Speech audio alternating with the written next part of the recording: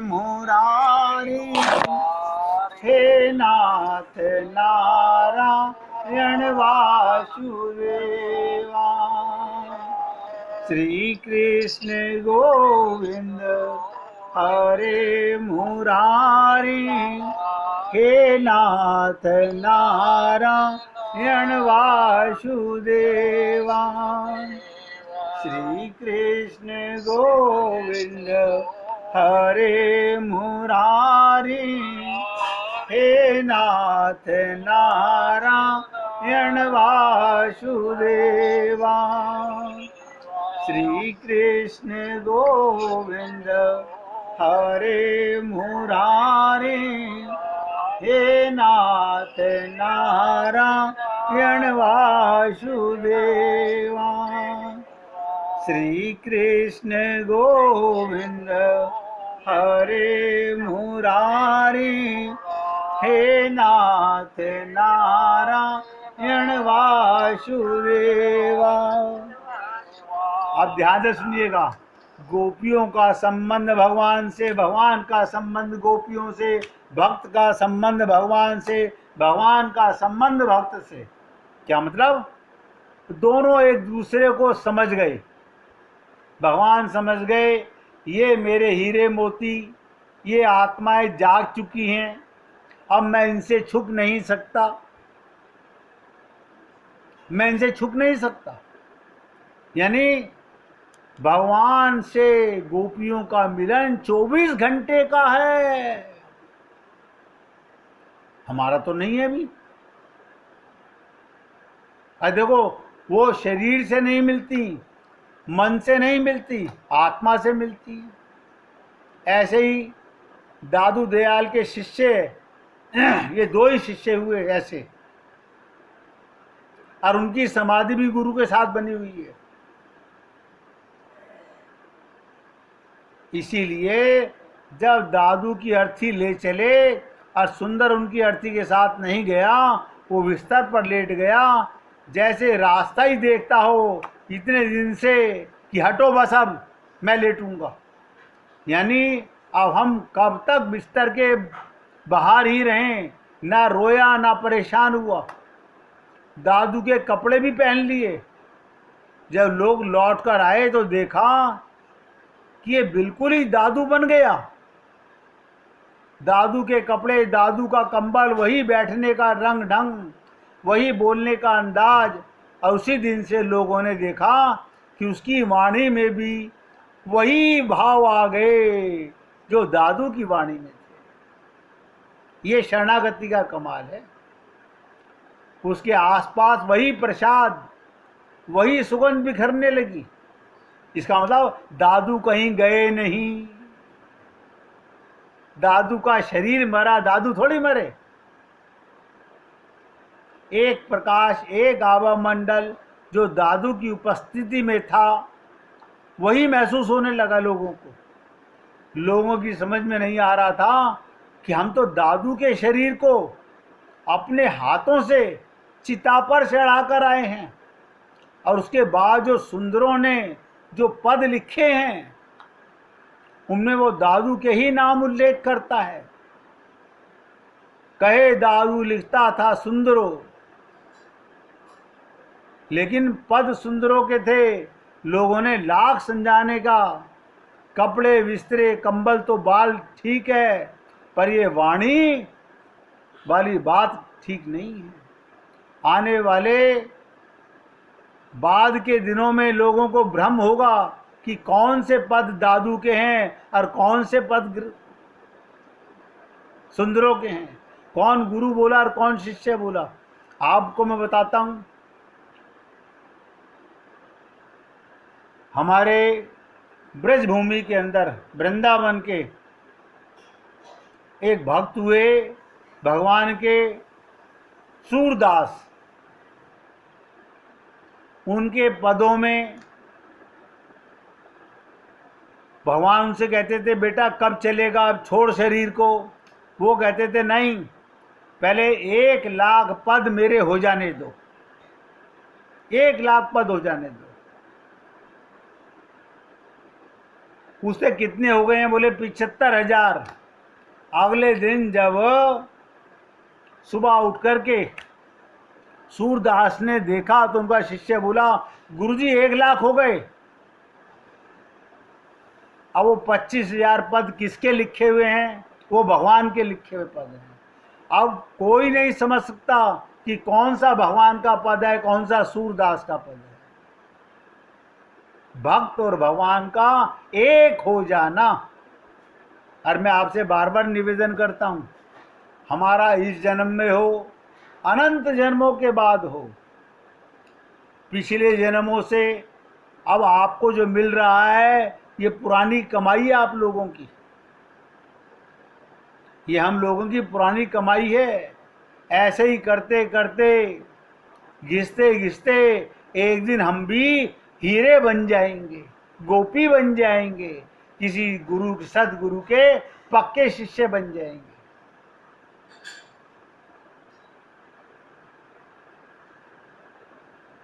तो लोग सुंदर से कहते थे दादू के शिष्य से, ये तुम्हारे पद और दादू के पद तुमने एक कर दिए।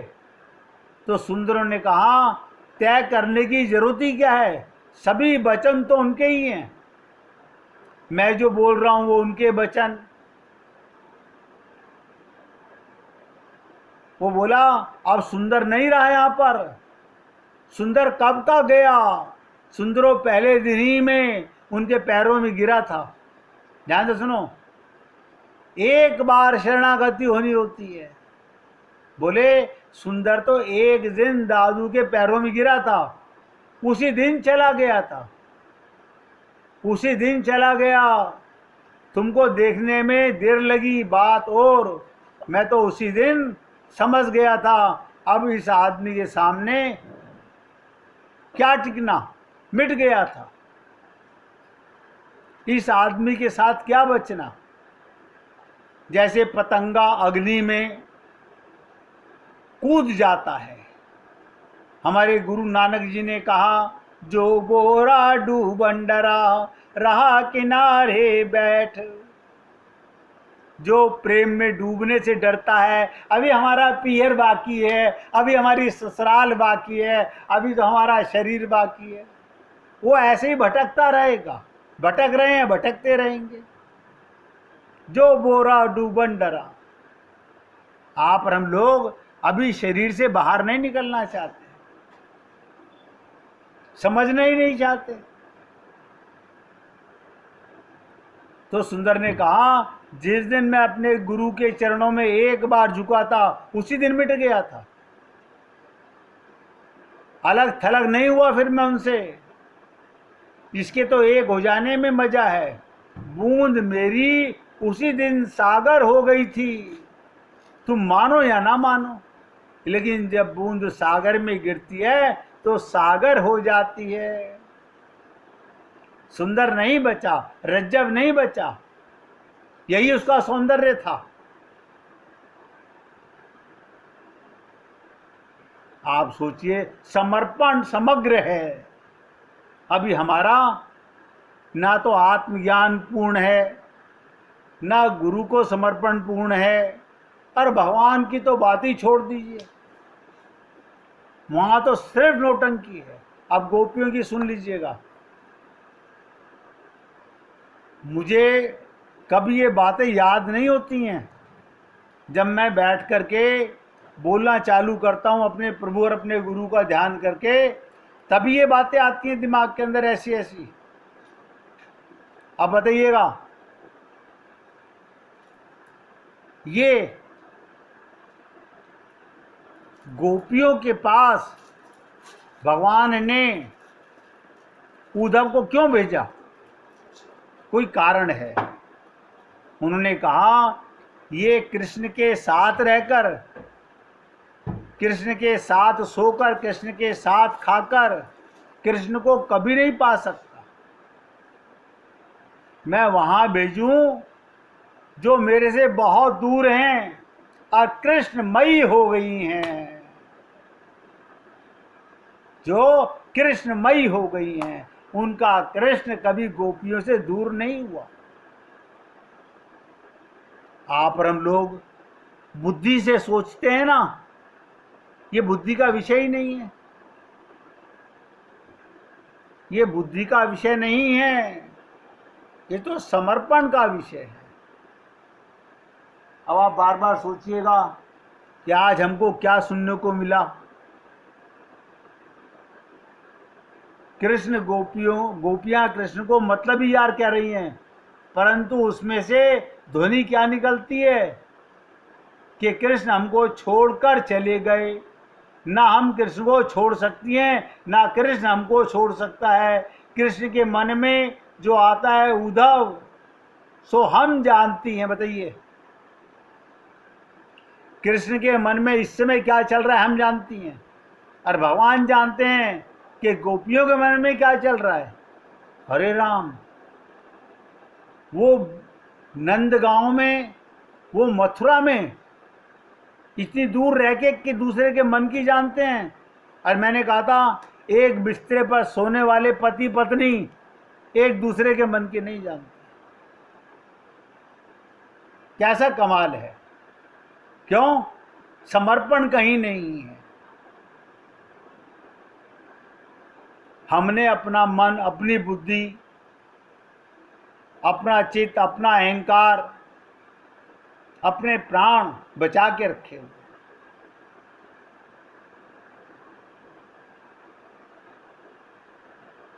ये सब बातें परमात्मा की असीम कृपा से आप लोगों को सुनने को मिल रही हैं। मुझे अभी भी नहीं पता कि आप लोगों में से कितने लोग जागना चाहेंगे और कितने लोग सिर्फ शब्दों को रट के, कितने लोग अपने तन से अलग होकर, मन से अलग होकर अमन आत्मा में रमण करना चाहेंगे।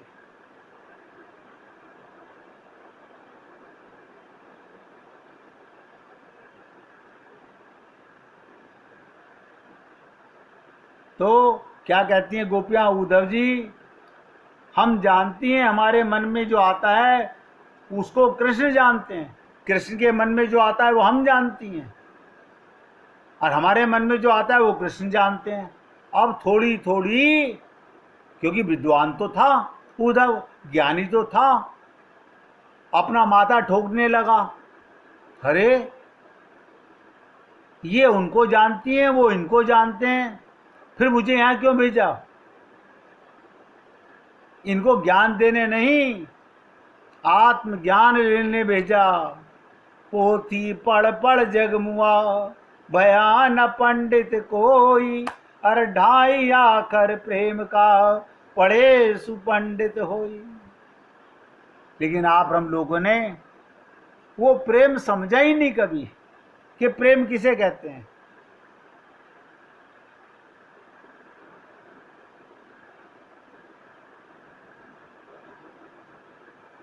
तो गोपियां कहती हैं, संदेश के द्वारा उसका आदान प्रदान नहीं हो सकता, ये तो लौकिक व्यापार है। हमने उसे पत्र लिखा, उसने हमें पत्र लिखा, हमने उसे फ़ोन किया, उसने हमें फ़ोन किया, हमने किसी को संदेशा दे के वहाँ भेजा, उसने संदेशा दे के हमें भेजा, हमने नाई भेजा, उसने नाई भेजा। ये तो हम लौकिक व्यवहार वाले लोग हैं। ये तो आप और हम करने वाले हैं। आप देखो, रुक्मणी ने भी अपने प्रेम का संदेशा कृष्ण के पास किसी के द्वारा भेजा, लेकिन गोपियों को जरूरत नहीं है। जब मैं बोलता हूं ना कि पत्नियां अभी वो दर्जा नहीं पा सकती जो गोपियों को मिला है, गोपियों को कोई संदेशा नहीं भेजना, क्योंकि उन्होंने एक ही बात बोल दी राज की, उसके मन की हम जाने और हमारे मन की वो जाने। क्यों? हमारे दो मन नहीं हैं, हमारे तन दो हैं, मन एक है।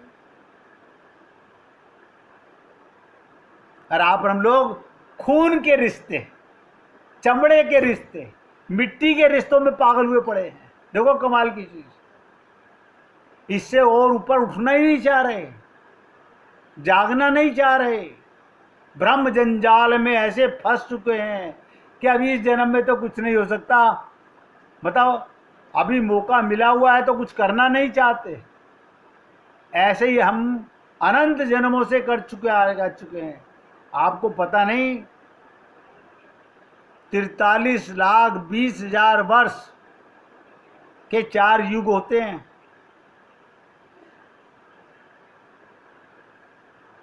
और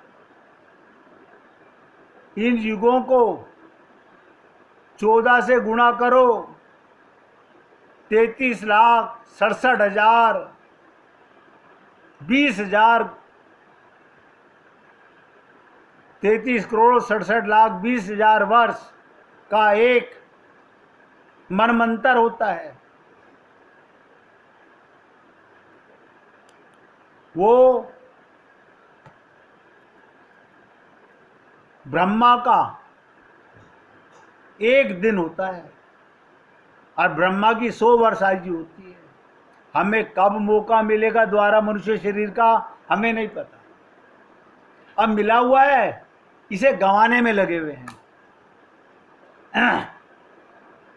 हम टाइम पास करने में लगे, मैं किसी प्रकार मेरा समय अच्छे से पास हो जाए, मुझे मरते दम तक शरीर को कोई दुख ना हो, मेरे परिवार में कोई दुख ना हो। ये आत्मज्ञान है। इसलिए मनुष्य शरीर मिला था, इसलिए गुरु हमारे जीवन में आए। इसीलिए मैंने कल आपसे निवेदन किया था, इस प्रकार बात करते करते गोपियों की वाणी, उनका मानस, उनका शरीर गोविंद में लीन हो गया। कमाल है, मन गोपियों में लीन हो गया, गोविंद में लीन हो गया। अब देखो, वाणी कृष्ण में लीन हो गई, माने पहले वाणी से कृष्ण कृष्ण कृष्ण का उच्चारण हुआ तो वाणी कृष्ण में समा गई। उसके बाद शरीर, और शरीर के बाद मन स्थिर हो गया। गोपी कृष्णाकार हो गई। जैसे सुंदर अपने गुरु दादू की आकृति में चला गया, दादू बन गया। और कितनी बार कहा उसने, आपने मेरे चरण छू लिए, गुरुजी को पता चल गया है। अगर आपको विश्वास नहीं हो तो अंदर जाके पूछ लो। दादू भी हंसते थे कि देखो मेरा गुरु, मेरा शिष्य मुझ में किस कदर समा चुका है। आप और हम लोग सोच नहीं सकते, करना तो बहुत दूर की बातें हैं। गोपी कृष्णाकार हो गईं। ये तब की बात जब कृष्ण के दूत उद्धव ब्रज में आए। उन्हें देखते ही गोपियों के द्वारा संपूर्ण लौकिक व्यवहार परित्याग हो गया। गोपियों को याद नहीं रहा कि सास ससुर कहाँ, माँ बाप कहाँ, पति बेटा कहाँ, घर दूध दही कहाँ। उनका तो अपना शरीर ही बिखर गया। ये गोविंद के संबंध का कमाल है। और हम लोग ये थोड़ी सी पूजा, थोड़ा सत्संग सुन के पता क्या महसूस कर, अब तो हमारा कल्याण हो जाएगा ना। हम लोग ये महसूस करते हैं अब तो हमारा कल्याण हो जाएगा ना। बताओ, झूठी दिलासा लेना चाहते हैं।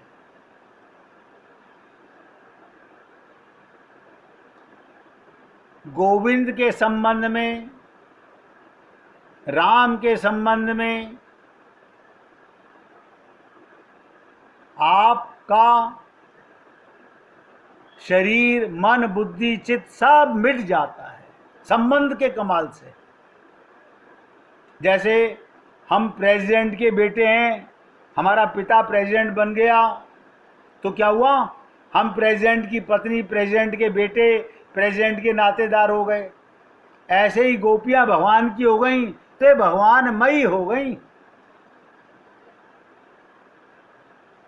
जिसमें लोक व्यवहार बह जाता है। गोपी और कृष्ण प्रेम है। गोपी माने क्या?